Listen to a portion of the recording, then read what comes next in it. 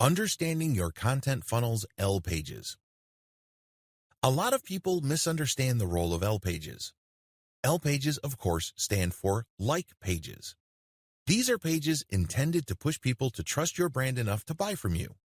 In other words, these L pages assume that when people click over to them, they know enough about the basic information of your niche.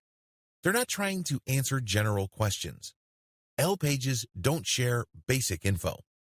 I just want you to be clear about this. When you create an L page, you're not saying to the reader why you are interested in this stuff or people are interested in this type of product.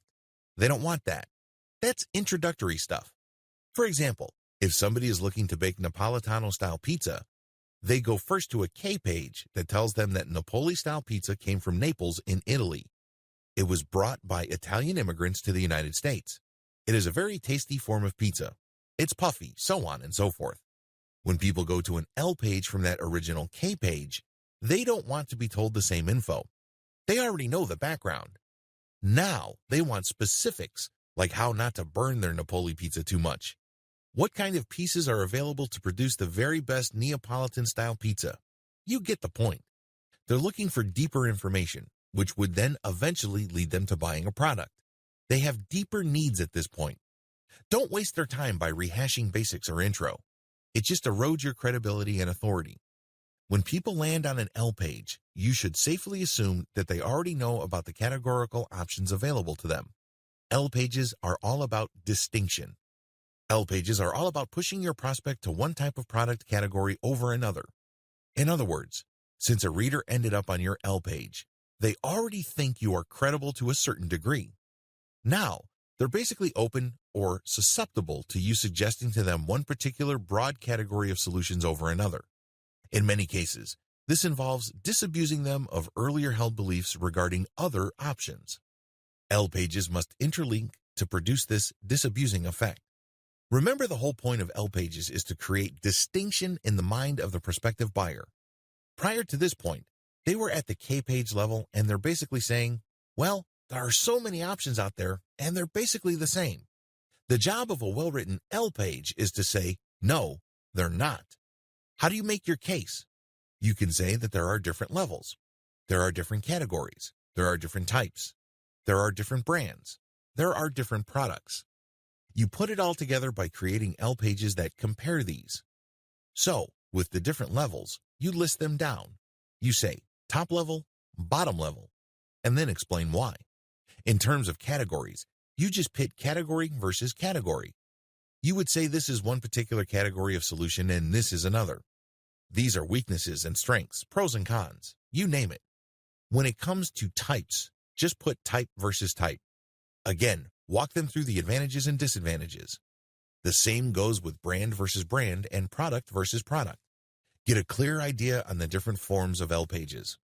L pages are all about comparisons. They're all about contrasting different options to highlight in the minds of prospective buyers why your particular option is superior to everybody else.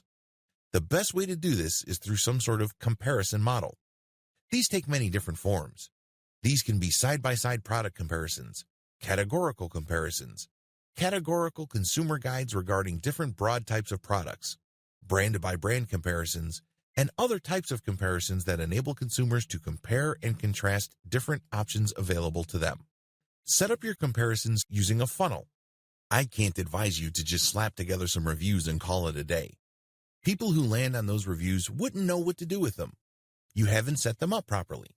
It's like trying to ask a girl to marry you the moment you just meet her. That doesn't make any sense.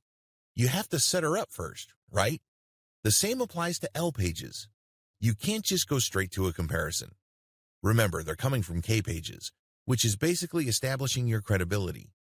So, you have to have some sort of intermediary set of pages that highlights, in broad terms, the different options out there and why your preferred class of solutions makes the most sense in the lives of your prospective audience members. You have to qualify people first. You have to understand that a lot of people may bounce off your website. They might think, this is not the information I'm looking for. And that's fine. They were never your customers to begin with. They weren't going to buy from you anyway. What's important is you focus on people who are suggestible. These are people you can persuade or otherwise influence to eventually buy from you. Set up your comparisons to win. A lot of people think that if they just put up a comparison of different products that somehow, some way, the prospective buyer will know what to do. Well, chances are they'll get pieces of information from your comparison chart and buy somewhere else. This happens all the time to Amazon affiliate marketers. It's really sad that they do all the heavy lifting and research, only to end up with a whole lot of nothing because their prospective customers spend their hard-earned dollars somewhere else. You don't want that to happen to you. So, you have to set up your comparisons in an underhanded way. Basically, just by looking at the comparisons, it becomes abundantly clear what direction you're pushing them to. Is this underhanded? Yes, but it doesn't have to be unethical. If you lay out the facts, then ultimately, it's the consumer's choice. It's all about playing up your strongest hand. Selling anything online and offline is like playing poker. You want to work with your strongest hand. Even the worst product in the world can still be positioned in such a way that it can be bought. And it all boils down to highlighting your strongest feature. Even the ugliest woman on the planet can still find a date if she positions herself right. Maybe she's got a great sense of humor. Maybe a lot of people think she is smart as a whip. That's good enough for a lot of guys. So, do yourself a big favor. Even if you're selling a dog of a product, look at its strongest point. Maybe it has really cheap shipping. Maybe it has amazing customer support infrastructure behind it. Look for your strongest product and compare the different alternative options based on your strongest point. Just as a very ugly woman is not going to compare herself to a supermodel, you shouldn't compare your product to its category killer. That doesn't make any sense. You have to position the category killer based on its weakest point, which happens to be the strongest point for your product. That's how you get a sale. That's how you get into the head of even the most skeptical consumer. Call the reader to action. A lot of people think that call to action phrases only apply to sales pages. They're clueless about the fact that even content pages have to have a call to action. You have to understand that if consumers are unclear as to the next action they're going to take, they can be relied on to do nothing. Unfortunately, when they do that, they don't put any money in your bank account. You don't see extra dollars in your online bank account. That's just not going to happen because your website's visitors are confused. They don't know what to do. They don't know where to go. They don't know what steps to take next. You have to take the initiative for them. You have to spell it out. Assume that everybody that ends up on your website has an 8th grade education. Keep it simple. You'd be surprised as to how hard you can push people down the content conversion funnel until you get them eating off the palm of your hands. Make sure your content funnel integrates well with your conversion funnel. Too many marketers obsess about conversion funnels. Too many marketers just focus all their firepower on their conversion pages. I really can't say I blame them because these are your bread and butter pages. These pages determine whether you're going to make $1,000 a month, $100 a month, or $100,000 a month. This is where the magic happens. I understand that. But the problem is these pages don't exist in a vacuum. They're part of a larger context that ultimately revolve around your brand. And if you're so short-sighted that you can only see bits and pieces of the overall picture, then you only have yourself to blame if you're not making as much money as you would have hoped. This is pretty much the reason why a lot of online marketers can't, for the life of them, make the thousands of dollars that other people are making. It's not because they're dumb. It's because they're focusing on the wrong things. You need a tight fit between your info pages and conversion pages. You have to make sure that you use calls to action to get people to where you need them to go. Unfortunately, when marketers set up K and L pages, they skip the T pages. This is an often fatal mistake. If somebody's making $5,000 a month from their online store, and they committed this error, you can safely bet that that person's actual unrealized income is $50,000 a month. A lot is lost in translation because they skipped a very vital part of the overall sales conversion content and sales conversion process. These are not linked up properly. Think about the plumbing in your home. If you have a faulty pipe, then regardless of how much water comes through your home, by the time it gets to the faucet, you're just going to have to settle for a dribble. Do you see how this works? The same applies to sales. Don't neglect your T pages. T pages stands for trust pages. These are the pages where people go from liking a particular category of solutions or even collection of products you're pushing to trusting a specific product or service solution. The most common form of T-page is an individual product review page. At the end of the day, once the prospect has gone from K-page to the L-page, they basically have a very good idea of what's out there and they're ready to decide. Now, they're basically properly educated. Your T-page then should get straight to the point. It should basically just say, okay, these are the reasons why you should trust this particular product. Please understand that whatever you're talking about on the T-page must relate to what went on before at the L-page.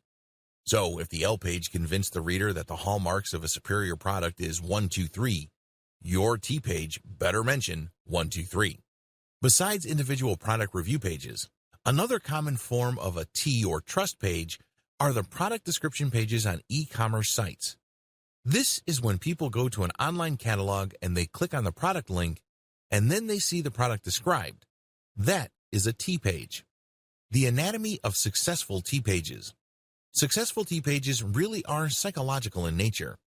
You must remember that people are buying products for benefits. They couldn't care less about features. Maybe you're selling a washing machine and it has 5 modes. It only takes up 10 kilowatt hours or whatnot. Consumers couldn't care less about features. They do care about benefits. Understand the difference. The difference between features and benefits. Features are technical in nature. They're about screen size, screen brightness, certain new technology. Benefits, on the other hand, are psychological in nature. If somebody's buying a washing machine, they're looking to save time. They're looking for more control over their life. They're looking for more time with their loved ones. So, how are you going to repackage a time-saving feature? It has a nice fancy name into terms that your end buyer would appreciate. So, you talk about spending more time with their children. You talk about him being able to do more with less money and living life to the fullest. This is how benefits work, because benefits, ultimately, are personal in nature. Remember, most American consumers couldn't care less about the features or the jargon that are on your sales pages. They care about what's important to them. Remember, just as you ask yourself, what's in it for me? Other people ask themselves that question as well. It is all personal. So, you have to phrase whatever benefits that your product brings to the table in those terms. The essence of effective T-pages are calls to action. They have different forms, but the key to them is emotional impact. When crafting a CTA, call to action, emotionally tie the reader to the benefit they will get if they buy the product or service. The different types of calls to action. Call to action using emotional triggers. Example, take your life to the next level by saving at least 80% on your next vacation. Click here. Calls to action involving authority. Example, 9 out of 10 plastic surgeons swear by this product. Call to action using social proof. Example, click here to get the #1 rated laptop solution for insurance professionals. The key to calls to action is to get away from just saying click here or order now. When you do that, you waste momentum. Instead, amplify the sense of need in the mind of your prospect. Please understand that once they get to a page where there's a call to action, your content pages or your conversion pages have already done most of the heavy lifting. Don't waste it by just saying order now. Plug into some sort of emotional urgency. Optimizing your funnels. Optimizing your conversion funnels. Conversion funnels differ quite a bit. Some are just made of one sales page. Others involve different sales pages that plug into each other. Even others use a mailing list. You have to optimize each of these differently. Start with elements. When you're optimizing a conversion sales page, it's very tempting to change everything and hope for the best. I'm telling you, that strategy is no strategy at all, because even if you're successful, you don't know which change accounted for your success. What if you can tweak other elements to get even better results? Unfortunately, if you just changed everything, you're left in the dark as to which change actually accounted for the drastic improvement in your results. Element by element optimization explained. Element by element conversion page optimization really boils down to slicing and dicing each conversion page into different elements and plugging them into a systematic and orderly testing system. For example, graphics are elements. Header or text are elements. Actual sales body text are elements. The same with calls to action. The key to success here is to optimize each element one at a time. Don't jump from element to element. For each element, come up with variations. Run your traffic test, and if you see a winner, make variations of that. See if any of the variations get better results than the first variation. Keep repeating this evolutionary process until you reach a point where you cannot optimize your element any further. In other words, you can't get any further improvements in conversions. Once that happens, you switch over to the next element and optimize that as well. Keep repeating this process until you end up with a sales page or a series of sales pages that convert at their fullest potential. You can use the same strategy for your mailing list as well. You can optimize your squeeze page, and you can use the same strategy for your mailing list updates. Optimizing your content funnel. You also have to optimize your content funnel just like your conversion funnel. It's not as bad as you think. It really all boils down to your statistics. For every 10 pieces of content you publish on your blog, only one of them will account for most of the traffic you get. Identify the theme of that successful content and publish more on that theme. Create variations.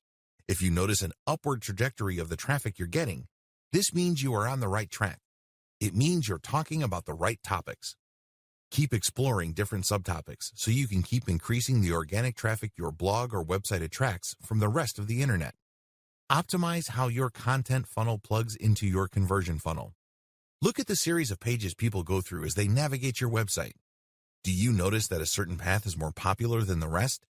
Read each page on that path and see if you can recreate that path for new pieces of content.